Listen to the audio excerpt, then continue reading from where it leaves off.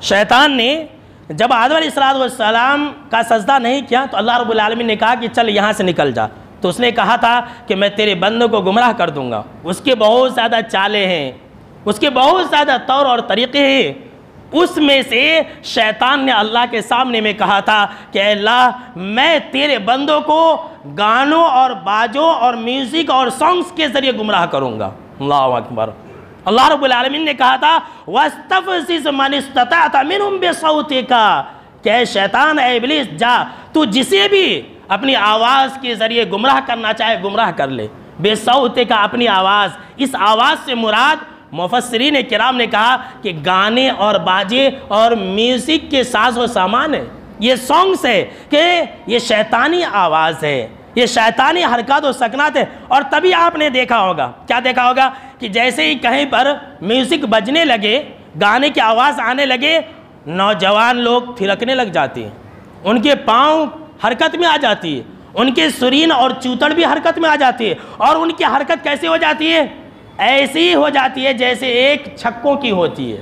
چھکے لوگ کیسے تالی بجاتے ہیں، کیسے ہاتھ پیٹتے ہیں، ویسے ہی گانے کو سن کر کے آج کل کا نوجوان کرتا ہے، میوزک کو سن کر کے آج کل کے نوجوان کرتے ہیں۔ تو یہ شیطانی حرکت بھی ہے نا، لعنت والے کام۔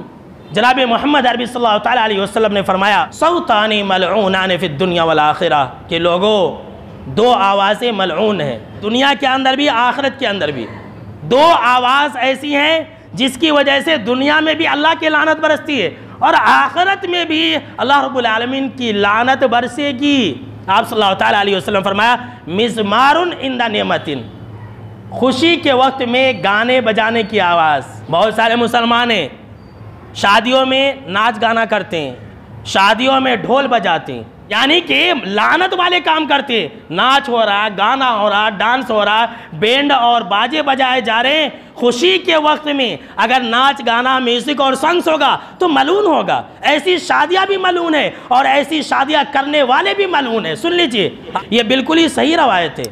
آپ صلی اللہ تعالیٰ علیہ وسلم فرمایا کہ خوشی کے وقت میں ناچنا، گانا، میوزک اور سانگز کے اندر ملوث ہونا یہ ملعون ہے، کرنے والے بھی ملعون ہیں، یہ کام بھی ملعون ہے۔ ورنۃ عند مصیبت، اور دوسری چیز جناب محمد عربی صلی اللہ تعالیٰ علیہ وسلم نے فرمایا اور مصیبت کے وقت میں چیخنے اور پکارنے کی آواز۔